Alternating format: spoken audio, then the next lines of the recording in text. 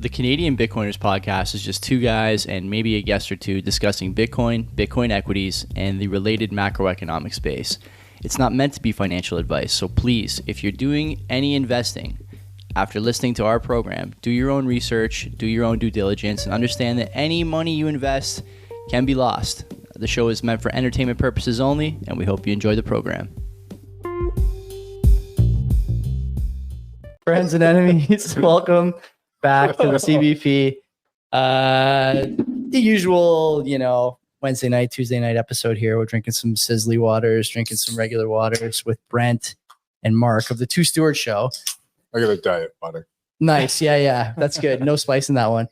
I should do the ads. I should do the ads first. I'll try and get through them quick here. Easy DNS, best place for you to buy a domain, transfer a domain, use a domain for a website. Do you guys use Easy DNS for Two Stewards? No, we don't. Who do you use? GoDaddy. Oh, God. We got to get you over to Mark. Go over to Mark and use the code CBP Media. Get 50% off whatever you buy. You guys are using the code. I don't know what kind of websites you're starting. I haven't seen any, but soon enough I will, I'm sure. And then the second sponsor, Bull Bitcoin. You won't find a more extreme group of people than Bull Bitcoin. Mm-hmm. I'm pretty sure. My wife, Brent and I, my wife were talking before you got here, Mark, and she thinks Francis is quite a character, to put it plainly. He is. He's a very nice guy. But we listened to him for like 2 hours on the way to Washington one time when he did Tom and Nick's show. I still don't think she knows really what he's all about, to be honest with you, except that he's a bit of a firecracker, but in the best way. So if you're going to buy Bitcoin, you want to pay your bills in Bitcoin, Bull Bitcoin is the place to go. They got the best team there. Obviously, Francis is the leader over there. I don't know what our code is, but you get $20 when you fund your account. Is that what it is? I'm pretty sure. Yeah, $20. Yeah, 20 or 21. Okay. Yeah. Are we going to use our code or yours? Well, my code's going to be in the description. I don't know, what yours is going to look like, but yeah, you get the idea.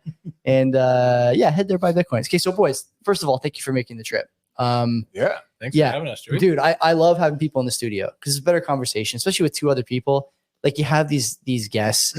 You guys know this because you do a show, which we'll talk about, but you have guests who you really want to talk to, especially when there's like two guys running another podcast like you guys, or two guys like the Bitcoin Magazine guys we had a little while ago.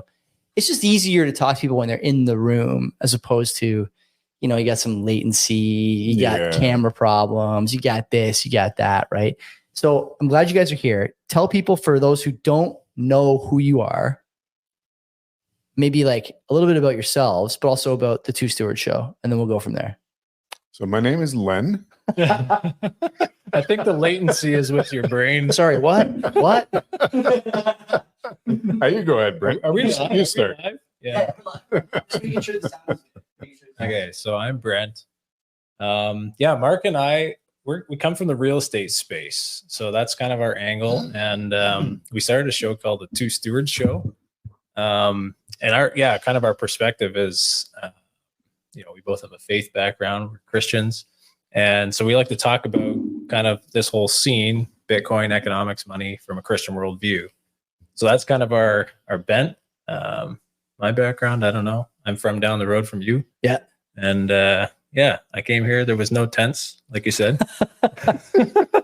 Very strong neighborhood, yeah. But no, there's you kind of notice there's a lot of changes in our city and things that, how can we be a force for good in the world around us, right? Mm-hmm. That's kind of what turns around in my head a lot. How did you guys come up with the faith-based economics podcast? Because, these are not simple bedfellows, I don't think, like religion and the economy. Some people treat the economy as their religion. Some people say Bitcoin has become a bit of a, pseudo religion, pseudo cult. But I mean, I listen to a lot of shows. I don't really hear anyone talking about religion and the economy together and what it means to be, I think, someone who cares deeply about their faith and also, is trying to make a bit of scratch. How did you come up with this? Like, is there like a whiteboard somewhere that needs to be immortalized? Like, here's the ideas we had. Like, we're still working on the whiteboard. Well, economics and theology are both pretty dry, like you said, right? They're both kind of like, do I really want to study economics and do I really want to study theology? And combine them, it's like, oh, okay, is this going to be good? But no, surprisingly, there's a lot of interesting connections, right? Because economics being, you know, how do you use your time, right? How do you store the value of your time? How do you economize, right? And I think the theology side of it is, you know, how do you look at all of these things from an eternal perspective, right? Because we're looking at how do we economize our time in the present for the present's sake. There's benefit to that, but then looking at, okay, well, what is the point of being here? The eternal perspective. Yeah. So do you believe in eternity? And if you start asking that question, you start thinking about, okay, well, where do I put my time, the value of my time on an eternal time scale? So Yeah. Which, you know, talk about time preference, right? That's a long time horizon there, boys. Yeah, I don't think a lot of people are thinking. Last time I checked, CASA's inheritance plan does not have an eternity option. So I don't know. okay, so let's talk about that a little bit. Maybe that's a good place to start. We are in an economic moment here, and I think a cultural moment as well, where there is almost no focus, broadly speaking, on what comes next for your kids, for your grandkids, for your estate, for your name, you know, for members of your community. Some people don't even have a community that they call themselves a part of. How did we get here? What happened in your view? You guys are both part of a faith community. I'm not. I was raised Roman Catholic, but I don't practice. I don't have what I would call a faith community around me. So tell me, you know, how did we get here, and why do you guys stay anchored in a faith community, and how difficult has it been to stay anchored in a faith community these days? I can't imagine it's been easy the entire time. And there's no promises that it's going to be easy. Well, maybe that's the whole point, right? Is that not the whole point? I don't know. Like, tell me, give me the rundown. How do we get here, Mark?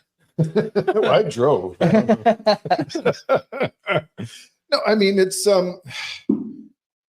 for me, and you know, I think for Brent as well, you know, theology or faith isn't just sort of like one compartment of our life, and then here's economy and here's other stuff, right? Okay. It is the lens through which we see everything. You know, and so people will criticize that as well, saying, right, like, how can you possibly look at life that way? How can you believe these things? How can that inform everything? But that's part of, I think, why we wanted to do the show, or maybe we're realizing it, is to show people that, like, sure, we're Bible thumpers, whatever you want to call us, right? But that doesn't necessarily mean what people think it means. It doesn't mean all these restrictions on life, on what you can do. Yeah, it informs how you behave. But I think Bitcoiners especially kind of understand there is objective truth. And maybe not everybody goes all the way down that sort of rabbit hole. But when you realize that there's a problem, that fiat is made of, like, it's not based on anything. Mm-hmm. And then you discover, wait, there's Bitcoin. And like, I think, is it Foss that said, like, math and code equals truth? Something like that. Probably. Yeah. Among other things. Yeah. Says a lot, that fellow. Yeah. So this idea that there is actually objective truth. So if there can be truth in the economy, if there can be truth in money, where else can there be truth? Mm-hmm. And so for us, you know, that's kind of our starting point, right? There is truth, and therefore I should orient myself in a way that aligns to that truth. And, you know, exactly how you work that out, you know, that's a whole big conversation. But, you know, how did we get here? How did you manage to, maybe the best sort of segue is to talk a little bit about the faith-based community you guys are in. You guys are both Christian, like you said. You know, you're not only practicing. It's one thing to practice, right? But it's another thing entirely to really be surrounded by people of the same faith and the same principle set everywhere you go, right? And I think you try and do that, I would imagine, not only in your faith community, but also with some of the friends you keep and the business partners you have, as much as you can. That's difficult to do. And like I said before, maybe part of the promise of a community like that is that the difficulty, you know, the pressure makes diamonds in some respect. But I'm curious, you know, this day and age, it's hard, man. Like, everyone is telling you that you're wrong. Everyone is telling you that you're missing the great things life has to offer. I don't think I agree with that view, but I'd be curious to hear some of the things you guys think when you hear that sentiment, and how, you know, talk to me about how difficult it's been to hang in there with the faith community. Like, these days, especially, it's, you know, taxing, I'm sure. I guess. Has anybody ever disagreed with you? Of course. Right? Yeah. Like Len disagrees with you all People, the time. honest to God, like every week I'm taking, I'm taking guff in the chat from people about whether or not I'm correct on something. So for sure. How do you deal So with it's perspective, right? Because I think of, let's say, Christians in China, like they have a hard time. Yeah. I don't have a hard time. Somebody disagrees with me or somebody doesn't want to do business with me. You're like, oh, boo-hoo, right? Like it's not really that hard, I think, right? Yes, we run into people who don't agree with us. Sure. Like, wow, what a shock, right? When you take a principled stand on something, if there aren't people who disagree with you, you're probably not taking a principled stand. Great perspective. So for me, like, it doesn't really bother me, doesn't really faze me. No. And, we don't just, or I don't anyways, just associate with other like-minded people, right? In going to church, like, yeah, obviously we believe the same things and that's what we preach, but it's not like I will only do business with other Christians, right? There's like, what is the point in that? If I really believe that we have something special, I can't just keep that to myself, and I can't just only associate with people of the same faith, right? Like I would do, and close friends are Christians, and doing this podcast. It's a natural sort of consequence of having a faith community around you. Sure, yeah. Okay, I get that. I agree. I agree with a lot of what you're saying. I think that's important. I should say I'm not trying to say that having a faith-based community is a bad idea. I think it's probably a better idea now than maybe it's ever been. Actually, so say you go to church and. This is an interesting realization that I had is like you're in the pew or in the church auditorium with other believers. And basically the only commonality or the only tie that binds you is your faith, right? Like what you believe. So, it's grandma over here, young family over there, newly married couple, some other guy who just, I don't know where he came from, like that kind of a thing, right? Like they're all different economic status, some are students, right? So, and then when you start integrating with these people and you have a commonality of shared belief. You can't say these people, Brent. Well, these fellow believers. Yeah. Those. Sorry, I'll fix my language. Oh God. Don Cherry gets fired for that. Send help. That was those sponsors That's there. Right. But so you go to a Bible study with these people. There it goes again.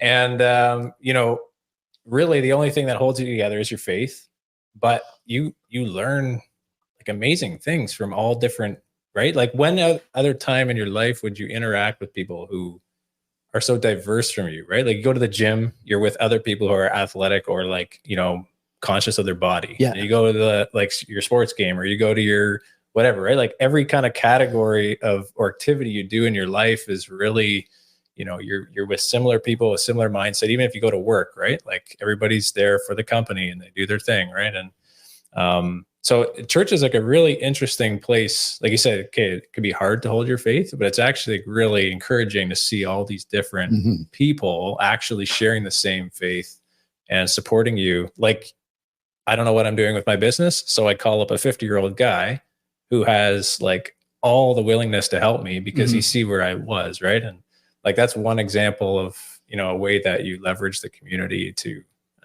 help each other. And yeah, I like so much that beauty in that. I think that's a great way of thinking.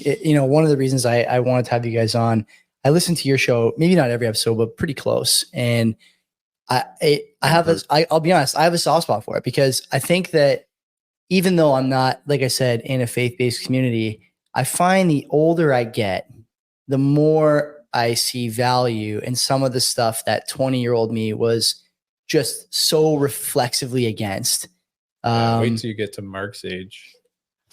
How many? If That's you like get 60, there. 70 years away, or Yeah. like what are we talking?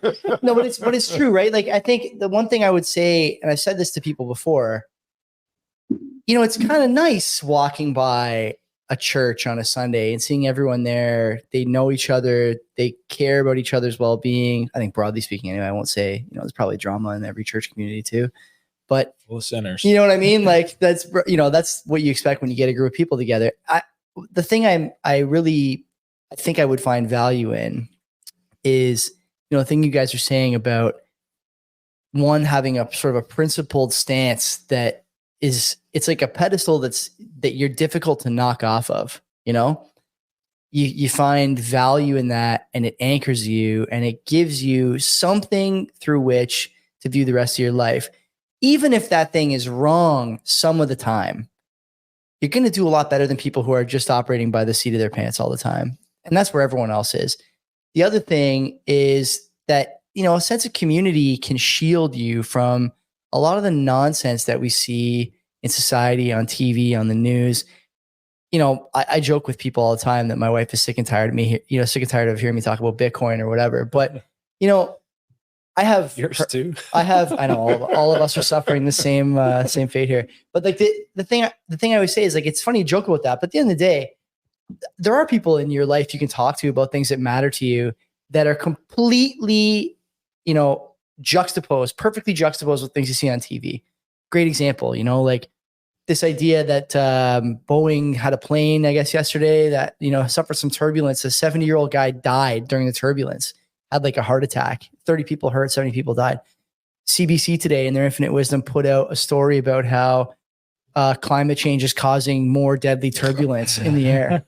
And so, you know, like a lot of people have that story, you know, fed to them in their news feed or whatever. And what do? They process it alone. They internalize it alone. They read it alone, and they don't have anyone to bounce the ideas off of or express doubt to. And so it becomes part of the way they think. But for us, you know, I don't know you guys that well, but I bring the story up and we're all just like, come on, like CBC again. Oh, they're back at it. You know, like you have this little community of people who thinks the same way you do. And that's not to say they always agree, but they think adversarially about the things that come from outside the community. That's important. So how important that was during COVID. See how important it is when you're raising a family. And I think you see how important it is in economics too. So tell me, maybe let's move to the sort of next subject here. What about your faith has guided some of your views on economics? This is good. And I'll be disappointed. I don't know if your sort of subsection of Christianity cares about that story where Jesus flips the tables in the marketplace. Yeah. You guys like that one? So yeah, that's a good one. Yeah, so please make a reference to that story, or a lot of listeners and viewers will be disappointed. Need that on the show. How do your listeners know about that story? I think they do. A lot of Roman Catholic kids, you know, like I'm sure we know. Everyone knows that story. It's a great one. Yeah, so that's you can always take these stories different ways, right? This is Jesus goes into the temple, and there's people changing money, doing commerce, which technically some of it could be allowed, right? Because how far back do we want to go? So if you're going to the temple as an Israelite, you have to go once a year to make a sacrifice. Okay. Right? We don't do that anymore because Christ fulfilled the Old Testament and some of those laws, especially the ceremonial laws, right? Which included sacrifice. So, you know, if you were doing okay, you would bring like a spotless lamb from your flock. Oh, okay. If you weren't wealthy, you could sacrifice like a pair of turtle doves or something, right? So like just small animals. And, you know, maybe you couldn't catch them, but you could go buy them outside the temple, and that would suffice for your sacrifice. Right? So what happened is kind of what we see now, which is what a lot of Bitcoiners also are not impressed with, is that you had people with predatory merchandising, predatory practices in the house of God, right? And Jesus is like, this is my Father's house, and you've turned it into like just a den of robbers, right? You're taking advantage of these poor people, because it's not like they were there, you know, just like altruistically, like, oh, here, you need, you know, like they're taking advantage. They never are. The guy selling the sacrificial birds almost never there for altruistic reasons. Yeah, right. And yeah, the money changers and just making a big place of commerce. And I can look at a lot of churches today where it's the same thing, right? Talk to me about that. What do you mean by that? Well, so yeah, I'm not about always throwing people under the bus, but sometimes a little bit. He throws me under the bus quite a bit. Quite a bit. No, so you've got the prosperity gospel, which is pretty popular, right? Like live your life right. you will be do these blessed. things, and God wants the best life for you possible. Mm. And usually that's accompanied by, and by the way, if you buy this anointing oil from me, right, you sow a seed Got it. of whatever kind, which involves paying money to this minister. Yeah. So you've got these big mega churches and these guys doing faith healing and all these charlatans, which like for us as Christians, that really gets us worked up because they're doing what these money changers in the temple were doing. They're taking a good thing, they're taking God's name and using it incorrectly for their own gain. And that's probably getting back to the story of Jesus, why he was part of why he was so upset. It's like you're perverting the truth, right? We talked about the truth earlier. The truth is go and worship your God in that case. So that's why he went in there and he flipped over the tables. He chased them out, right? Beating them with, I can't remember, was it a belt or a whip? Looks like a nine tail in some of the pictures I've seen. Yeah. Yeah. Not pretty. Yeah, not pretty. And so the idea of anger, you can have a righteous anger. And that's what Jesus exhibited at that point because they were perverting the truth and also taking advantage of the poor. Okay. Well, the other aspect is like this heart position, right? Because, outwardly, you have to do this ritual. You have to do a ceremony or a sacrifice in the temple. And that's like your act of worship that will bring glory to God. But, Jesus came to kind of turn these things, to kind of point to the underlying truth of the law. Like, okay, we are sinners. We can't do this in and of ourselves. We need Jesus Christ to save us. And it becomes a matter of your heart, right? Like what, if you're selling these animals in the temple and trying to rip people off, are you doing that as an act of worship to God? Or are you trying to, right? Like what is your heart position here? I think that's kind of the more important thing. Okay. And so like in the modern kind of economic picture, what are you guys thinking when you see, as far as the faith lens? And tell me if I'm way off on this, but when I hear you say that your faith is the lens through which you look at everything, I don't think that you mean like I have to, like there's got to be some passage, down to a chapter and verse where I can see what decision to make here. What I more think is like what you're saying, Brent, about what should I be doing here to make a faith-based decision that makes sense for where I see myself in the eternal perspective, as you guys said earlier.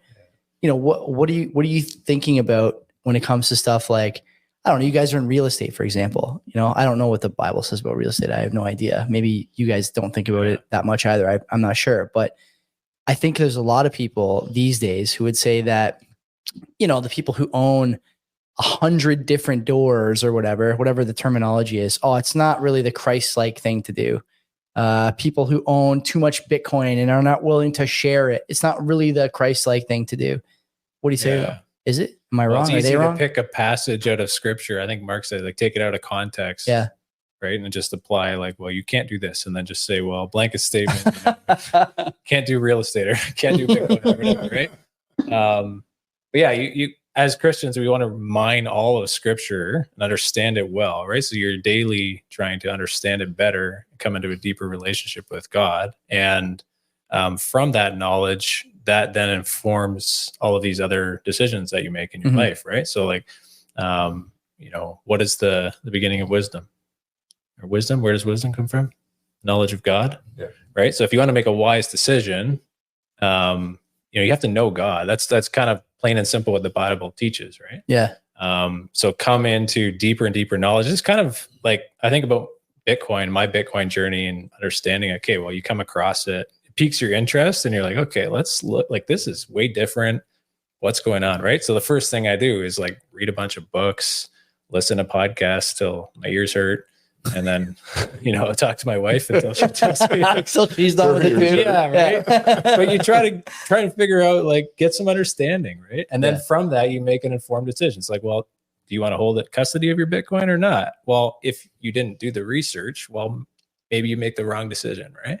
A similar kind of thing in your faith life too, right? You start mining the depths of scripture and that starts to inform the other decisions that you make in all of life, right? So I don't know if that answers your question. It does a little bit. Yeah. I mean, it's important. It sounds to me like, you guys view it as important, but maybe there's not a specific thing that you think about when you do something like real estate or whatever. I'd be curious to hear your thoughts on, this is maybe a bit controversial, but we should do it anyway, because you're both here. And I'm curious for your thoughts on this. Like, it's something that I think about quite a bit. I used to coach young people back before COVID. I have a little one of my own on the way now. And one of the things I think about a lot is like, how do I shield? God, I'm going to take a lot of shit for this from, I'm sure, at least some of the people listening to the show. How do you shield, a vulnerable person in your family from the things that you see all over the place these days? And I think it's one thing to say that We should talk about this. you don't agree. Yeah, you don't agree with like the way society is headed in terms of like, the big one for me, for example, is relationships. When I was in my early 20s, I loved every stupid meat market app that I could get my hands on. I went to every bar every weekend and just cared about whether or not I was going to, score, take somebody home. You realize maybe in your mid 20s or when you meet somebody who you really care about that you should stop doing those things. Like, it's time to settle down and commit and get something out of the things, get something out of the time that you're spending with somebody and build something. But not everyone comes to that realization. That was 15 years ago or 12 or 13 years ago. Now it's even harder because everyone is sort of pushing you in this other direction. This prosperity gospel takes many forms. Go out there and sow your wild oats as much as you can. Never settle down. For women, it's a touchy subject, but you can't tell me that there's not a lot of very focused attention now on women when it comes to like, develop your career, don't settle down. Maybe they don't want that. Maybe you don't want your kid to only hear that perspective, right? Kid can do whatever they want, but you want them to hear both perspectives. How much does faith in the faith community sort of help you guys, enable you guys, I should say, to make sure that your children are getting the other side of the photo as well, the other side of the coin, I should say, as well? Because it seems to me that without that faith, almost like a shield, man, there's almost no way to stop. You're using biblical imagery. It's an onslaught. God is our shield. It is a legit onslaught. Like, it's and my Instagram, by the way, is not even. It's not even like, that's not my algo. Yeah. My algo is like retro video games and calf injuries, like whatever. Whatever I can Google it. Spiritual warfare. Yeah. Right? Yeah. Okay. Tell me about it. I don't know. Yeah. Spiritual warfare. Like, the reality is, we're in a spiritual warfare with, raising kids too, right? There's hostile force. You could think about it. It sounds kind of tacky, but it's like, there's hostile forces trying to get you to turn away from your faith, from God, right? And then there's, God's loving embrace, and you can read his word and use the truth to not necessarily like, what do you call it? Shield. Like, what, I think you used the word like kind of shield or whatever, but, inform your decision-making and equip your children, equip yourself too. Right. They even some really great imagery in the Bible of like spiritual armor, right? You take up these different implements and you use them in your warfare. There's a scripture passage for everything, Mark. There is. I mean, there's a couple things I would say, Joey. One is like, that's very normal for you to feel that, right? Especially, and like the first time you hold your baby as well, it's going to change you, and people don't get that. I'm positive. Right? Everybody will tell you that, right? But even now, just knowing that, okay, there's this little person that's going to depend on us, and like, wow, what do I like? There's responsibility there, right? So like, people can give you a heck for that, but like, that's normal. I forget what else I was going to say, but the idea that, Brent's talking about spiritual warfare and us being faith-based. For us, that's like, we get it, right? Not everybody gets that, but you have, I think you kind of understand, like, there's forces in this world, and not all of them are good. Not all of them want good for your kids or for everybody, right? And I think we're seeing a bit of we've gone so far woke and progressive. You're seeing a backlash. Some of it is secular. Yeah. And, some of it is faith-based as well. But even just on the secular front, like, people realize this, like, there's more to life than just partying. And then I've seen a lot of material out there about, women who are in their 30s, who are single, going like, wow, what now? It's everywhere. Yeah. And you see, guys, I don't know. I probably shouldn't like be on social media. No, but the idea that women are like, okay, I need to find a high value man. And, you know, I can't remember the guy's name, but he's like, you know, you're 30, you've 35, you've got 3 kids by different fathers. Like, you're not going to find that high value man. He's looking for a 25-year-old. Yeah. So the idea that, I don't know where I'm going with that, but people are starting to realize, I think, a little bit that, yeah, There's you a can live it lie. up and you They've can been fed party, a you lie. can do They've been stuff, sold a but lie. maybe Yeah. there's something to these sort of, you know, trad chads, these traditionalists. It is weird, right? Like and the families. idea. I wasn't expecting to go down the red pill road here, but we're already, you know, we've already embarked. So the thing I don't understand about the relationship dynamics that people seem to be clinging to on social media, in real life, you see almost none of this in any sort of, you know, reasonable circle of friends or family. You see almost none. Mm-hmm. Even the most staunch sort of career first man or woman will admit at 30 or 31 or 32 that they're starting to feel this, you know, urge to find a partner and build something. They may not articulate it that way Build at something first, as in a family or have a kid or procreate, whatever, Have you some know, kind of stability. at replace least, the right? population. they're looking for it. Yeah. Your biological urge. Yeah. It's not just women who have that clock, man. It's both. And, you know, it's funny that this lie, and I think it's a lie, has been sold to basically only one generation at this point successfully. The generation below you and I, right? The Zoomers, the Gen Zers. Yeah. If I look across the landscape at stuff like who's got the highest instances of mental illness, who's on the most antidepressants, who's having the most trouble buying homes or finding partners, who's having the most trouble keeping jobs, who's having the most trouble with suicidal ideations, all the bad things. and the Venn diagram across some of those societal forces that we view as negative. And by the way, in any other silo besides social pressures, any sane person would say that there are forces out there that are looking to cause harm, to profit, or to gain some other benefit over you or dominion over you. But if you say in the social silo, you're ostracized. The Venn diagram is almost perfect. And it seems to me that our generation is probably a 75 or 80, 75, 25 or 80, 20 split between men and women who understood it just in time, found a partner around 25 or 26, finished that sort of last stage of growth together and started something great. And that other 20 or 25%, you know, I still see them at parties. I still see them at sports. They're not happy. They may claim that they are, but you can see, you know, like, what are we doing tonight? Are we hitting a bar? I don't know. I don't really want to. What are we doing tonight? Are we going to, you know, this house party? I don't really want to. I'd rather, you know, come home and see my wife, you know, put mental energy, even if you're not like building directly, mental energy into something that I've built.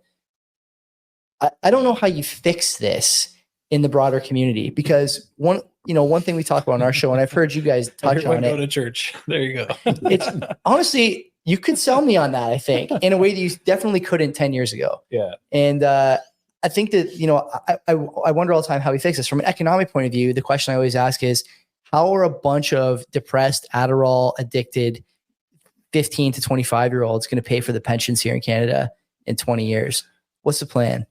How are they going to keep the birth rate up? What's the plan? And by the way, these people who are immigrating here, you know, it's not going to help your birth rate problem, because guess what? They can't afford anything either. They can't get jobs either. They're out at bars too, and they're making bad decisions based on the pressures that we had all these years. How do you fix it? You guys, I'm sure, have thought about this since you both have kids. You're in this community of people who are like-minded, and I think countervailing in a lot of ways to what you see all over the place. I think part of the reason we started the show is because we realize what we have been blessed with, and we want to help other people understand it and maybe share that perspective. But that's what stewardship is, right? So our podcast, the Two Stewards Show, we're trying to, you know, look at all these things from a Christian worldview. But stewardship is basically just realizing that what you have is not your own, right? Like, it's been given to you. And so we believe as Christians, like, God is the one who gives us, you know, our time, our talents, our relationships, our money, like all of the things that we have, even just the fact we're in this room, right? Like talking to people like this is a blessing from God that it, you know, and we quite literally believe that all of those things do not belong to us, right? They're like in the span of eternity, right? If you have eternal perspective, you realize like, okay, God has endowed us with all this stuff. Now what, right? What do we do with it? And that kind of gets into the purpose of like, why are we here? What are we doing? Right. And maybe this is deep.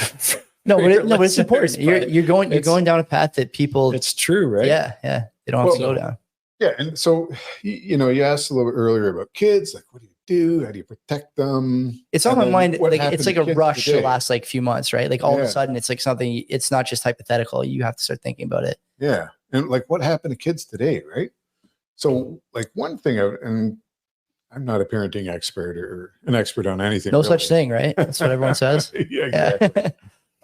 But kids, like you can tell them stuff till you're blue in the face, but they watch what you do and how you act, right? That's where they learn, right? So you have to be consistent in your life. And, you know, if you say that you believe something, well, then you better live that way because they'll call you out really quickly if you don't. And then if they see it enough, well, they're probably gonna live the same way as you, right? If you say like, you know, we're Christians and you know you got to behave properly, but behind closed doors you act differently. You know, there's so many examples, right? They're gonna see that, and children especially will pick out hypocrisy very easily, right? So when you're going back to like kids today and the high levels of anxiety and depression. Like, yeah, we're seeing that, right? But where does that come from? I don't know. I'm pretty, I don't know, on our podcast anyways, I'm always, you know, giving grief to the kids with purple hair eating avocado toast, right? And with no sense of responsibility and all that stuff. But like really, like I shouldn't, it's not their fault because where did they get it from? Kids learn at some point, you're an adult, you take responsibility. But if you've been trained a certain way your whole life, like, where does that come from? It comes from their parents. You say it's the family unit. Them, yeah. Okay. And the generations before that. Okay. Where responsibilities were not, you know, have lost their importance. Yeah. Where your rights is what matters. Yeah, the other thing too, Joey, is like shepherd their heart. So as a parent, like, you know, I have a couple young kids, but you can very easily want to correct their behavior, right? It's like, okay, don't do that. Right. I just like told you don't do that. It's like, but what's more important is like what's inside them, right? Like that they have the wherewithal in their heart to make the right decision, right? And that's a super tough thing to parent, right? Like, hey, teach them patience as an example. Right? It's like, I want that. It's like, well, you can't have it. Like, go sit over here. I'll give you a candy. Like now you're just incentivizing the kid. Right. And this is economics talk all the time, right? Like incentives. Well, what's the incentive for the kid to behave properly? It's the candy he gets on the couch when he watches TV, right? He enjoys that. Well, you didn't teach him patience, right? You taught him, if I do this, I get a candy, right? So now like act selfishly is what you taught him. So taking all of these like daily examples, it's so hard as a parent to try and do this, but thank you for that. That's good. That is where like this shield comes up, right? Like if you want to try and shield your children, like give them the power, like teach their heart basically to make an informed decision. And yeah, we believe that decision is informed by the word of God. And that's where the power and purpose comes in. C.S. Lewis, I don't know if you're familiar with him. He was a Christian author, right? Writer. No one knows he wrote like anything but Narnia, but there's a couple other bangers out there. I think I have, what is the one he called? I think religion's in the title. Mere Christianity. Yeah, Mere Christianity. I think it's on the bookshelf outside. Yeah. So one of his quotes, I'll just paraphrase, but he said, like, the ultimate career is to be a homemaker, right? To take care of the home, to raise children. For people who don't know what that is these days. Well, but it's pertinent, right? Every other career serves that career. Yeah. So when you think about it, like in our cases, for sure, right? We have children, and like all of a sudden that's our lives, right? Everything kind of revolves around that. And so it's not about the vacations or even going out like Saturday nights or whatever. Like if we can do that, we will. But it all kind of revolves around raising these children. My wife was a nurse, right? She was a professional. We got married a bit later in life. And, you know, she gave that up, right? To raise children, which is, I don't know. I guess in our society, it's demeaning, right? It's not, maybe not demeaning. You stay at home with the kids, right? But it's our perspective is like, no, that is the most incredible thing you can do, because children are the most incredible gift you can have. Brent talked about being stewards, right? Yeah. That's they're not ours. And that's one thing I realized too, right? If we're a Christian, anyways, they're fellow saints and we're just here to raise them. But like in eternity, right? I'm not going to be their dad anymore. We're all going to be like on the same level. And so I have this immense responsibility to raise these children. I don't do that perfectly. I haven't done it perfectly. I feel that. But that's the best kind of stewardship. So everything that I do is not for my career. It's going back to supporting my wife, and like we have a business together. So she's not just, at with kids, sure. But everything goes back to that. And that changes then how I look at how I interact with people, how I run my business, how I conduct myself, everything, right? How do you, like, the one thing I was thinking when you guys are talking about this sort of, generational thinking, I was so frustrated to hear this capital gains inclusion increase a few weeks ago that, hasn't been levied yet, but looks like it's going to be as part of an election campaign at some point, because it's frustrating to me. And I think I told both of you guys separately. For sure, I told Brent, like, my father's in real estate, or, has some real estate holdings. He's worked, damn hard for all that stuff over the course of his life. My brother and I had such a great upbringing, and he was a civil servant and spent a lot of his time, much like you guys, I'm sure, banging down doors and collecting rent. And, there was no e-transfer in 1989, like there was no, tenant landlord board. If you wanted your rent, you had to go get it from these guys. Yeah. And, it wasn't easy. It wasn't easy. Maintaining a house wasn't easy, all these things, but he did it with friends of his, and we benefited. The reason I mentioned that is because when I think about this capital gains thing, and I think about what you guys are saying about, how families who pass on poor habits to their kids find that those poor habits compound, and now the purple hair avocado aficionados who want nothing more than just to hang out at home and munch soft toast. By the same token, when I hear people say things like, well, you have all this real estate, or you have a small business in your family, or you have assets, you didn't do anything to earn them. That's, it's my show. I'll swear you guys don't have to. That's fucking crazy to me. Like that's the product of generations of good decision-making, good upbringings, good, what is the delta between high quality family dinner moments between father and son for the purple hair avocado eater and the real estate, or the Two Stewards hosts, right? What is the gap there? It's a canyon. It's a canyon. Okay. I don't know. I think it's big. I think it's huge. Like you can imagine how many formative moments you had over dinners, or for me, like the big one was like driving home from basketball, right? 3 hours in the car. Yeah. You can only listen to so much Bob Seger.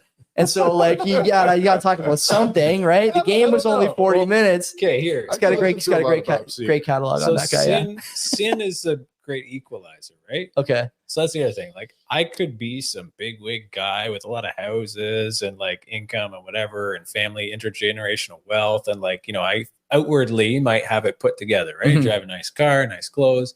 You look at me and you're like, oh, that guy. Okay. Right. And compared to, like you said, avocado toast over here. Well, we're both sinners, right? Like, that's the way we kind of look at this, is we are equal in the eyes of God. So we kind of take this whole wealth thing out of it and just say, look, okay, we're both, like, in the grand scheme of things, we die. We can't take any of this with us, right?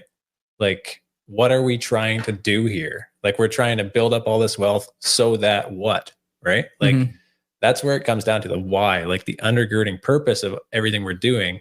So if you're just, in the eyes of God, a very wealthy person, but you're a sinner, like, you need Christ just as much as the next guy, right? Right. Okay. So you're actually at a disadvantage. And the Bible talks about that a lot, right? Like if you're a rich person, it's actually camel hard, through the eye of right? a needle, et cetera, right? Hard. Yeah. Okay. And these I went. Listen. I needles. paid attention. Okay. The time I spent in the church, I wasn't just in there dogging it. I was listening. All right. Yeah. Yeah. So it is good that you have these, let's say, good characteristics that you can, have family time, respectable around the table, and you can teach your kids things. And that's like a blessing from the Lord, right? Mhm. Like, yeah, but don't think you earned it and you deserve it and you are better than the other guy, right? Like he didn't have that growing up. Okay, well, maybe invite him over for dinner, right?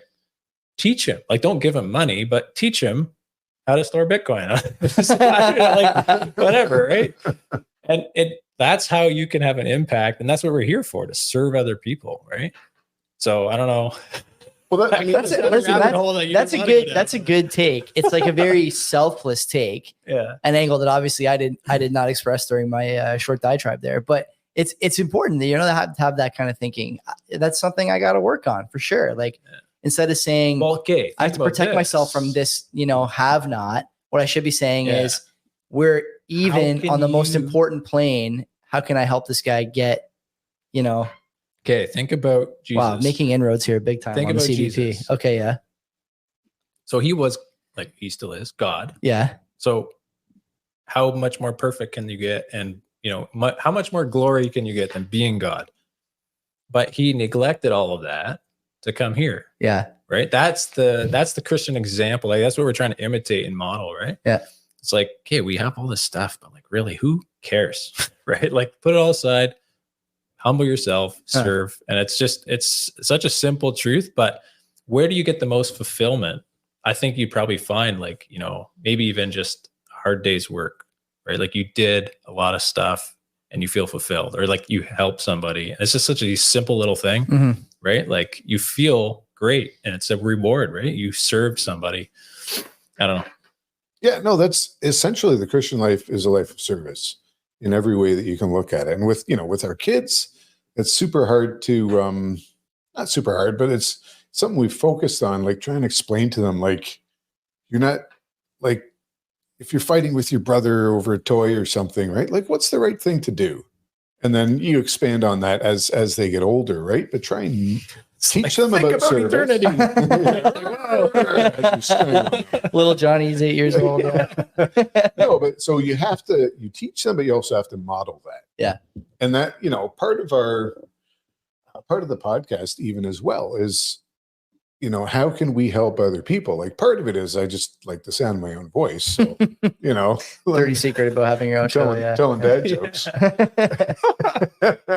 But no, like genuinely, how can we help? Right? We have different areas of expertise, whatever, right? I'm more in the short-term rentals. So I do classes, I talk to a lot of people about doing short-term rentals, and it's not about what can I get, right? If I can help people, then I'm happy. I got to make a living too. Sure, of course, we do that. Yeah, but there's room to just help people out, and just to serve others. So it's kind of like in life, can you find a way to serve other people, which is a different way of looking at it, right? Like, how can I help somebody, or how can I serve somebody today? And it could be something little, like, I don't know, holding the door open or helping someone change a flat tire or whatever. But as opposed to like, how am I going to get mine? And then when somebody introduces more tax, like, yeah, I just want to, same thing, strangle somebody. But on the other hand, like, I get too worked up about it, man. Yeah. Like, well, because what's, I don't know. I work hard. Sure. We all work hard for our money, but at the end of the day, it's not my money. That's what Brent said, right? It's a gift from God. Everything I have is from him. This is a crazy, whether that's lost on me totally. Yeah. But it's a great perspective. Like it's what it is different. Yeah. It's clearly centering the two of you in a way that it is not I am not centered at all on this. I am tilted, I think the term is, which is probably where that, little relationship comes from. I want to switch gears a bit. You guys have been very kind talking about your faith. It's not something we have to talk about often on the show. So when I had you guys coming, I knew I want to touch on that. But you guys are both in real estate, right? This is the way you make your living. You say you're in short-term rentals. I get the feeling you're in longer term, sort of rent for me from a year type stuff. How do you view what's going on in Canadian real estate now. I understand today there was a CPI release. It looks like you're going to get a cut in June for the first time. There's all this sort of all these moving pieces in real estate that Bitcoiners either think are stupid, don't care about, or, otherwise deride online as like a pastime at this point, right? It's like something they're obsessed with. So, rent free, as they say. What are you seeing now in sort of the Southern Ontario real estate market? One of the hottest markets on the planet in terms of demand, lack of new builds, demand for multi-unit. Where are the strengths and weaknesses here? And then afterwards, we'll talk about maybe some of the risks going forward with the government and whatnot. Yeah, I mean, it is tough to cash flow right now. And I'm more on the cash flow side of things, right? Doing like short-term rentals. If that's your angle, you're about cash flow, right? Okay. You want to build equity as well, but usually when we talk to people, like you don't count on equity. And you almost can because of past history, but we've also learned like, sometimes you can't, right? We've got clients who bought in 2021 and at 1% mortgage rates right now they're paying 5-6%. Oh yeah, they were at the peak and now they're getting hammered, and even with a short-term rental they're having trouble staying afloat. So it's challenging, but you kind of zoom out, right? Long term, what's the long-term perspective? And what you just mentioned, right? Like there's no new builds for single family homes, right? There's still some condos going up. And those are going to dry up a little bit too, right? Yeah. There's still, even if immigration gets curbed, still tons of immigration. We're seeing some family formation as well, right? Millennials getting together, having babies. So You see that? Finally, they're late. They're late, data, right? Yeah. Birth rates notwithstanding. And then look at the regional nature of Canadian real estate. You're going to Vancouver, you're going to Toronto, maybe Montreal. And so when I say Toronto, it's GTA, GTHA, right? So you're including Hamilton in that. Okay. Yeah. If you were willing to spend $200 a month to put into your RSP, well, would you be willing to spend $200 a month on a property?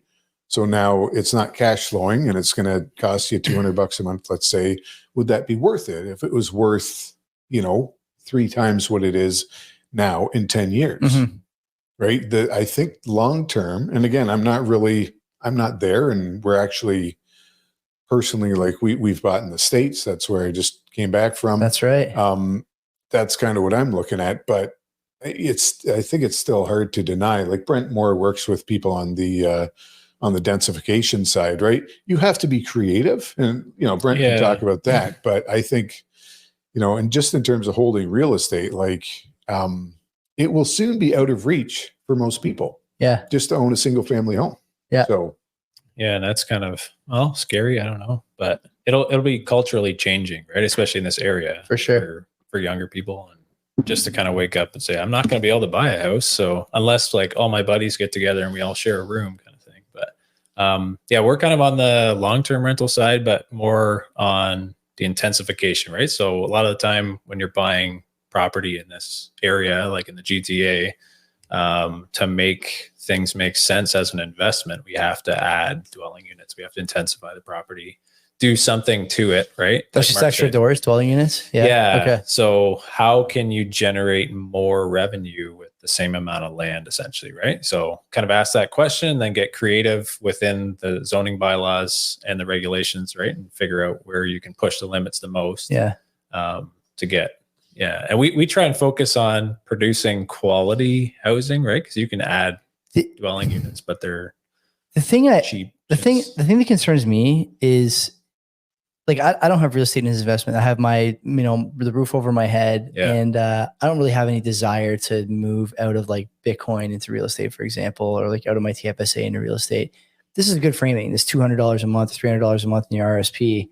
Would you rather it be in real estate when clearly single family, by not allowing, this is our whole show, man, trying to figure out it's incredible. Real estate is it's incredible to me that like people don't realize how valuable single family homes are going to become in the next 10 years. It's completely insane that they're not building any, and the intention that the sitting government has expressed through that policy is we want to make sure that we're doing high density housing so that we can meet the needs of this growing population. Yeah. And what they're doing instead is making sure that no one, no matter how well you do, ever gets to buy a single family home because they're going to become the scarcest thing in the market. The concern I have is like twofold, really. It's that single family homes are critical for family formation. And number two, single family homes are important to feel like you're in a community to which you can give and support. Even, I had a friend on, this guy who goes by Bitcoin Scribe, when Len was protesting the Bitcoin Magazine show. We were talking about how one of the problems that we're having here in Canada, and it's similar in some of the United States, some jurisdictions of the United States as well. The thing is, when you have a condo, it's not really yours. It doesn't feel like yours. Even these sort of high-end condominiums with like the, extremely porous Chinese marble on the counter and the, stick-on subway tile backsplash in the kitchen. It might be nice to have a glass of wine there, but it never feels like home. And if it doesn't feel like home, you don't treat it like home. And if you don't treat it like home, then your behavior in that neighborhood or in that community is influenced negatively, I think. It really bothers me. And, the other concern, like from an economic point of view that I have is, who's to say that at some point, I'm not going to be able to sell my primary residence and move to a smaller place or a bigger place or make a change that's beneficial for my family. Or, if my father or mother gets sick, I need an in-law suite. If I want to move, they're going to tax my primary because they're so starved for money. And there's so many people that are never going to have a primary like mine that will just vote against me over and over and over again, literally coming over by the boatload every day, plane load every day. Real estate is a sitting duck, so to speak. Big time. It's taxes and regulations. It's actually nuts to me that people don't realize this. You guys realize it. And so I have to ask you, how do you sleep? Are you sleeping at night? Like, do you care? Does it bother you? Like, we got Bitcoin. That's what helps me. But you guys are, teaching classes about it, for example. That's good information for people. The problem is that the rules just change willy-nilly. So how do you guys adjust? How do you, I think the short-term rental space has that more frequently. Airbnbs for sure are like a crazy, like, talk about a target. It's but you know unfair. What? Okay, look, the reality is everyone has to live somewhere. So they close one door, like another door opens up. It has to, right? Good metaphor so there. If they real estate. They're all about metaphors. So, like Mark mentioned this on another show we did. That's great. Not even wearing my dad jokes. Oh, man. Yeah. I'm worth today. I like it. Great. Well, so he was saying the other show we did, like, okay, if they, say, okay, Airbnbs, you can't do them in an investment property. Yes. Well, now all the homeowners can do them and they're making bank, right? So now everybody's just going to, like, there'll be more coming on in a homeowner, right? So the inventory will just shift and like things change like that over time, right? So if people need to live somewhere, the government's not, never put it past them, but they're not going to go to a point where they're just literally legislating people into tents because whatever, right? Well, if they do that, we got bigger problems anyways. Yeah. Okay. But so one thing about condos. Yeah. So there's a bit of a chicken or the egg thing scenario here. Like, why are so many condos being built? If there was not demand for them, right? If it wasn't people who aspire to that kind of you should know. You should lifestyle. know. You guys know better than me, but when you build a condo, you have to sell like what 2/3 or something before the condo goes. Before even the stake goes into the ground, right? Is that the whole thing? Yeah. Okay. They're toning it down, and there's kind of a shift towards purpose-built rentals rather than condo. Right? Condo, you can own a unit in the building. Purpose-built rental, they weren't building that, but if they open financing up for that, then Okay. So there's demand. Chicken egg. Yeah.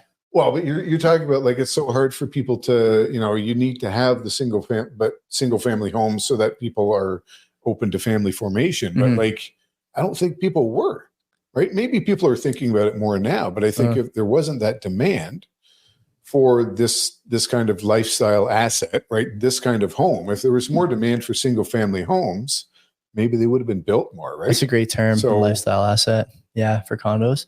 And true. you know, you can talk about like Chinese laundered money and all that kind of stuff. Well, no, Joey it's never had, does that. Very popular. Yeah, very popular. no, I mean, it's had an effect. I didn't on show you guys Canadian real the estate. tour of the basement, but there's a couple of closed doors there where I'm running casinos. So yeah, look out. Look out. Well, it's like, this is, I don't know, this is a side note, but like what a laughable country we have. So, you know, just as a real estate investor, I shake my head, but also as a Christian, like we have such, we're supposed to be the nice guy country, right? Mhm. Like, you know, you think of the Mounties and Yeah. and Paul Gross, Nicest and all people on the this stuff. planet, right? That's what everyone Yeah. says or used to. But we're Yeah. just an open door for money from all over the planet, from corrupt dictators to like, you name it, right? Sam Cooper does Yeah, a lot of, the I don't know if best. you follow him. Coop's the best. Yep. Yeah. Willful Blindness. That was a great book. Mhm. Like, just really eye-opening, right? About the levels of corruption in this country. And I don't know, it just makes me shake my head anyways. It should. It should. And, you know, one of the things from like a cultural point of view, the other thing that I fear is that if people don't own a home, you know, that's one thing. But if you get a whole generation of kids who from 20 to 30 know they will never own a home, how does that change your behavior? You know, man, I had a hard time saving for a house because I was just so short-sighted, but eventually like smartened up and was able to do it with a little help, of course, from like my father. But, you know, looking back, if I had thought in my 20s that I could never buy a house, man, I can just imagine what kind of wild child I really would have been. You know, like there would have been no, you know, angel to match the devil on the other shoulder saying, hey, maybe don't spend another $50 tonight. Maybe don't spend another $50 this weekend. Maybe don't, you know, because you're thinking about that stuff. When you can aim for something, you try and get there and it changes the way you think. But if you can't, I can just imagine. I'm speaking obviously like entirely for myself here, but I can just imagine that it would have been a lot uglier for me. Yeah, but you didn't have, I can't speak for you for sure, but you didn't have maybe a framework like I'm hoping my kids will when they grow up, so that whatever their situation is, they're not going to despair. They're Yeah. going to know I have a purpose in this life, and I'm not going to go, whether or not I can afford a house, I'm not going to go spend another $50 at the bar because I'm Yeah. not going to be at the bar. Yeah. Because why would I be there? Yeah. I'm not looking for Yeah. to pick somebody up tonight. Yep. I'm looking for a life partner to build a life with and have lots of babies. Critical importance there, man, that you guys are able to have this community where that's like the expectation. Yeah. It's so valuable. So yeah, you talk about community, and that's very attractive, right? Like I'm in a sort of a church plant downtown Hamilton, and a lot of people are attracted because, you know, they see that community, right? Yeah. We come to church, we have lunch together, like people are friendly and welcoming, and that's great. But not everybody sticks around, because when you realize like the hard work is personal. Right? It's not just about that community and like, hey, Brent, like, let's go raise a barn together or whatever, right? Which Your words, not mine. Your words, not mine. Yeah. I don't know if you guys are doing that or not, but more like sheds. We'll do Okay. sheds, okay? Despite the beard, I wear my suspenders. No, but the hard work comes every day, right? It's that self-discipline of sitting down with your Bible, spending time in prayer, and then also looking for ways to serve others, right? Yeah. That's every day. That's the hard part about being a Christian, right? Not facing the criticism of other people, but it's like even denying yourself, right? What your desires, whatever your particular temptations are, right? That's the hard part about it. On a moment to moment basis too. Yeah. Right? Like you're on the Friday night when you want to spend $50, you know, deny yourself. it's hard. It is hard. It's hard. It's So hard. the I can't even do community it. is I can't great. even do it now. Like there's still stuff now. Like, you know, it's not quite as vulgar as it was 15 years ago, but man, you know, there's almost every weekend I end up like sending my wife a text message from the basement because I refuse to even go upstairs. just a pizza emoji. Like, what do you think? We already had dinner. Okay, I might just go down to, you know, I might just get a small, you know, like you don't need it. Like, I can't even do the pizza, man. I need Jesus more than I know. I'm telling you. Oh. I don't know. Everybody does, but this is part of like a Bitcoin journey too, right? Yeah. You see a lot of people kind of start off with like, they realize, okay, hold on, there's an answer to the problem, you know, this fiat problem. Maybe I can be a little bit more responsible. I can start DCAing, Right.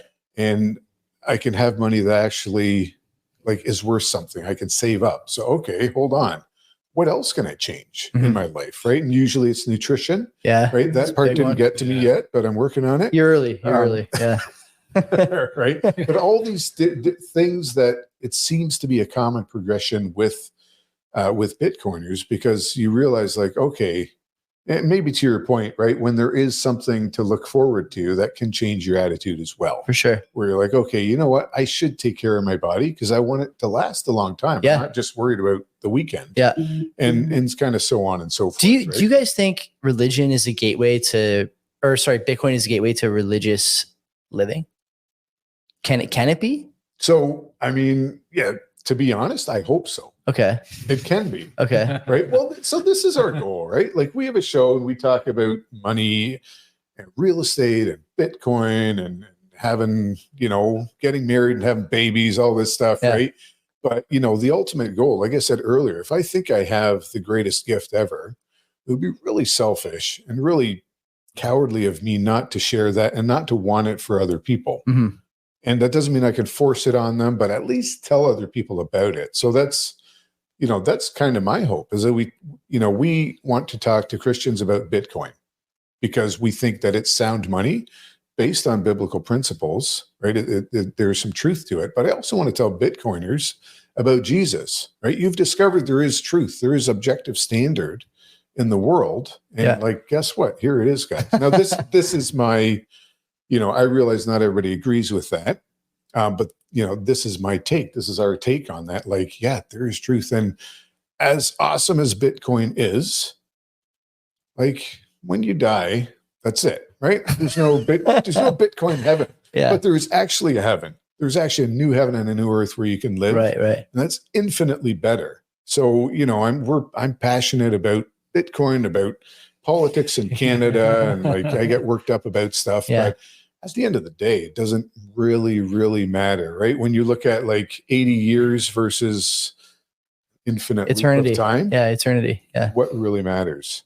I want to get people in that infinite loop. If I can get them into Bitcoin on the way, great. Do you think the same way? Like about is the Bitcoin thing being kind of maybe adjacent, but yeah, it's been a temptation for me to kind of want to focus on Bitcoin more than my spiritual life, to be honest, right? Because I've kind of grown up in the church. You read the Bible regularly. You even teach these things to your kids, but you pick up Bitcoin and it's like, wow, this is profound, right? And yeah, I find myself spending more time reading Bitcoin books than the Bible, to be honest. So it's an ongoing.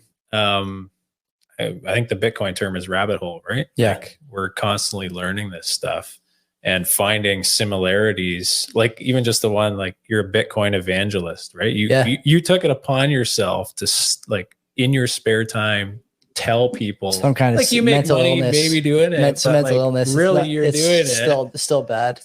But you're doing it because you believe in it, right? Essentially, like you actually think it's worth. Yeah, of course. Talking about, right? And like all these people watching or whatever, I don't know what they're doing with their lives, but they're either watching or listening. Yeah. These great listeners. Like they also kind of have the same mindset, right? Like it is worth time, right? But it's just in the grand scheme of things, like Mark said, is it worth eternity, right? Like where do you draw the line? And right, like you can make money. Money is great, but like at the end of the day, you have a kid, like, do you really care about your money? Like, yeah, you store it safely. It's good. Like whatever, you can transfer it peer to peer. Only insofar as it helps you serve. And the government can't take it, but your kid is going to become more important than your money, right? Like, and then, your wife should be, and, your other community, like all of these things, right? You start trying to make a priority list and you're like, well, how do I make a priority list? And then you read the Bible and you're like, well, there's the priority list right there, right? So that's not to say, right, that we totally that we're kind of Gnostic and we don't really care about, like there's two planes, right? There's the spiritual and the physical. Yeah. And you just kind of like the physical doesn't matter, right? Well, some people go does. that route, Mhm. and there's problems with that too, right? Then you can live any way you want physically and it doesn't matter. Yeah. It's not true. God put us here for a reason. He put us in this studio for a reason. So if I'm going to talk to somebody about short-term rentals or about Bitcoin or whatever, I have to do that to the best of my ability because that's why I'm here. I'm stewarding that particular gift that God has given. And that's the beauty of life, right? We all have different gifts, different talents, different interests. For sure. And so, I'm like, yeah, Jesus is the overriding principle in our lives, but that doesn't mean every minute of the day we're talking about that, because if I have a job to do, You should just see our text back and forth. Cross emojis. no, but if I've got a job, I have to do that job very well, whether I'm an astronaut or a janitor, right? There's still purpose in my life in whatever I'm doing. I'm not doing it. Let's say you were my boss. I'm not doing it for you. I'm doing it for my big boss, for God, right, to please him. So everything I do, Go above and beyond. so everything in life has purpose as well. And it's not all, we don't always just sit around reading the Bible, or like we've read The Sovereign Individual, right? Sure. Holy writ. Can I say that? Is that good? Okay. I smell this out. So I guess maybe, the last question I have for you guys both seem, you're both well-spoken, committed to your faith clearly. And I would guess that you have, a pretty substantial footing in your church communities. Or I guess you guys have the same church community, in your church community.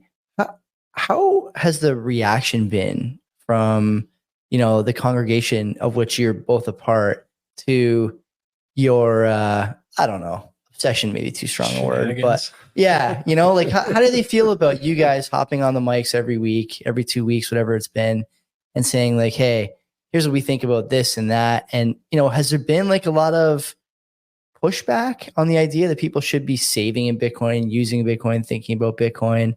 Because if there's one thing I know about the Christian faith, it's that it's very rarely like welcoming of new ideas in a lot of ways. And this is like, not only a new idea, but it really throws a lot of other things on its head. How's the reaction been from the community you guys are a part of? And if that puts you on the spot, maybe be more broad, how does the church feel about this stuff in general? But I would love to hear, Mark, about your speak for the church. Yeah. I would love to hear about, how the community response has been to you two guys. Well, we go to different church congregations. Like we're part of the same federation. Yes, of churches, yes. We don't worship in the same building. Okay. So we might have different responses, but I don't know. Mark, what do you think? I've had nothing negative. Okay. Right? Yeah. People not everybody's interested in it necessarily. Not everybody gets it in terms of the Bitcoin side of things. Sure. But yeah, no real negative reactions. And the podcast?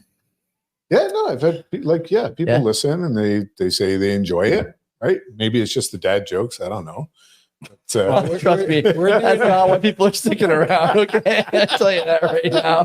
My real career ambition is just to be able to tell dad jokes. No, I don't think I haven't had any pushback. Anyways, we're doing our best, I guess, in that sense with the podcast to kind of address that audience too, in a way that doesn't confound them or just confuse them. I don't know. We're trying to get through basic stuff and to a Christian audience who has the same value set, right? Right. So there's some assumptions that we make when we do the show that you kind of have a knowledge of where we're coming from. But yeah, people I think are generally receptive. Yeah, and we didn't start with here's Jeff Booth, right? Although he was like an early I think Tom Karadza is in the audience there. That's exactly what he did, right? He starts off the real estate business, then he goes, here, by the way, let's all get together at a golf course and listen to this guy tell you how real estate's a joke. Hey, Tom, Tom's got to read the Reformation, right? Read about but he sort of did the same thing. I mean, so Tom is the reason that I got into Bitcoin. I've heard that so many times. He's the reason we met each other, I think. Yeah. We met at one of the really? Yeah. Oh, I didn't. Well, I'm a few years older than Brent, so yeah, but I would have thought for sure. Not okay. No, we didn't associate. Wow. Yeah. Okay. Yeah. So, anyways, but he kind of laid the groundwork as well, and that's what we've tried to do in our own little way in the podcast. Is you just it's Bitcoin evangelization, right? Yeah. So you start off, and it's just like being a Christian evangelist. You start off with saying, look, there's a problem. What's the problem? Yeah. Right. And that problem is fiat money. Okay. And if people can understand that, just like in Christianity, that's the biggest hurdle if you're an evangelist, is to get people to understand that there's a problem and the problem is them. I mean, as a Christian, I say there's a problem. The problem is me, right? Sin. I'm sinful, right? So on the Bitcoin side of thing, it's like, yeah, there's a problem, and that's fiat money. And then, is it really? So you have to prove that, and you look at all the effects, and then, but there's good news. There's an answer, right? So we've tried to do that on the podcast as well as build up to that. For the 4 people that actually listen. Yeah, we haven't had Joey regularly yet. It's a good show. I'll have to, you'll have to give me the once over before I go in there, because I got such a foul mouth now after doing this stupid show for so long. My dad tells me all the time, he's like, I want to show your grandmother the show, but I can't because you swear too much. So anyway, it's a good episode. Leave people with something that they should think about if they're not a religious person and they are a Bitcoiner.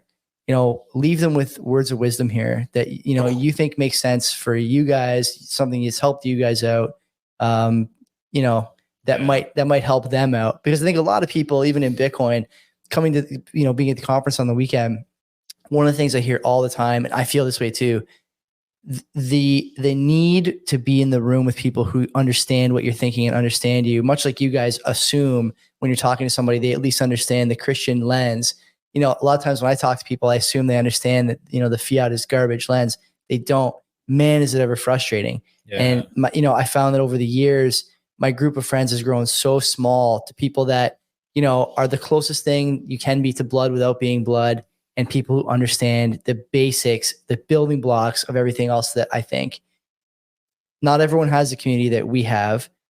How do you, give these guys some words of wisdom here? Leave them with some encouraging words.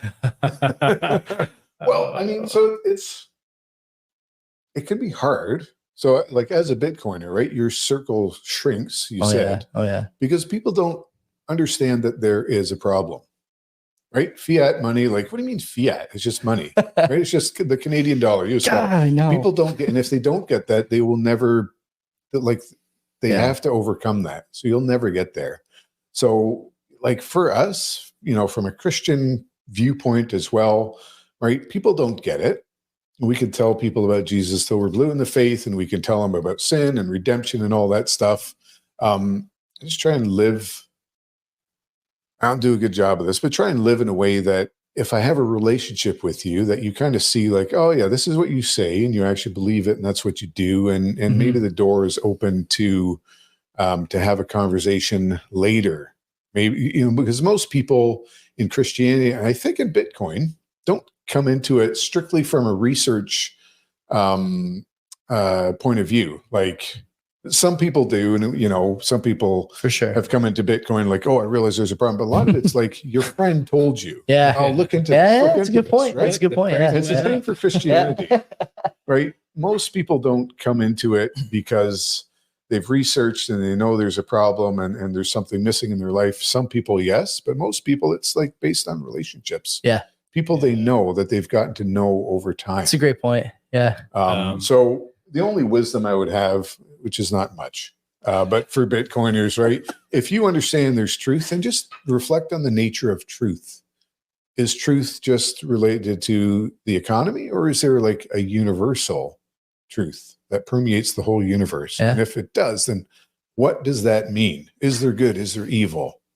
And how can you find out more about that? That's good. Yeah, that's tough to top. You probably wish you went first. Oh God, Carol, how hard is that going to be? Real estate. Hold your Bitcoin in self custody, right? Well, you want to have this thing, you want to own it for this life, but also to dovetail with what Mark said is, what about the life to come, right? That's kind of our angle, and you can have the most secure, awesome money in the world, in the history of the world. That's wonderful, and you should pursue that, right? Because I think that is a blessing that God has given this world, and we should spread the word about that. But at the end of the day, there is an eternal perspective that we're in this life for a reason, and it's beyond money, right? There's a spiritual dimension to everything, and it informs what we do. And that's a perspective as you're seeking out truth.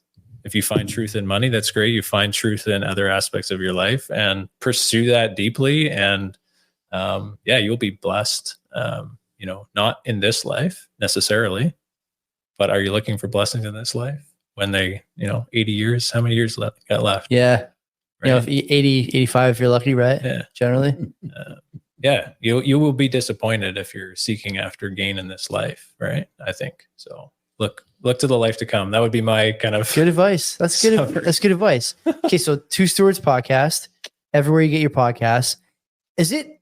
When I was putting the show notes together, I didn't think to look, but my podcast app gives me a hard time when I'm searching for shows because I never know whether it's the numerical 2 or the alpha letter 2. Which is it? Alphabet. It's alphabet 2. Yeah. TWO Stewards with a D, as in stewarding. A mission or something like that. Yeah. It's not a couple of Scottish guys. Hey, it's the Two Stewards. That's right. It's not that. It's not that. Yeah, not two stews.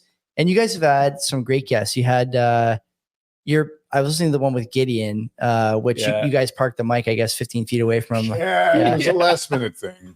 Yeah. Okay, so you did that. You also had recently Vanderwoude, which was a great. That he's great. I would love to have him on this show. I got to get a hold of him. Yeah. He's really good guest. You guys have had some other guests on the last little while, but I think much the same way people tell me that Len and I have good rapport. You guys have good rapport too. It's important when you do a show, you have good rapport and you have a decent mic as well, which thank you for that. And so I recommend people listen to that. I listen to it. Len enjoys it as well. So go check that out.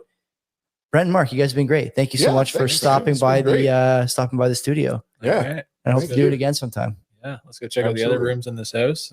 Good night. And appropriately tonight, maybe more than other nights. God bless. Yeah, there you go. Are you a fan of the old school NHL 94 game on the Genesis or SNES? Why not check out my show, the NHL 94 Podcast? From tournaments and tactics to the people who make up this community. Check it out wherever you listen to podcasts or find it on YouTube.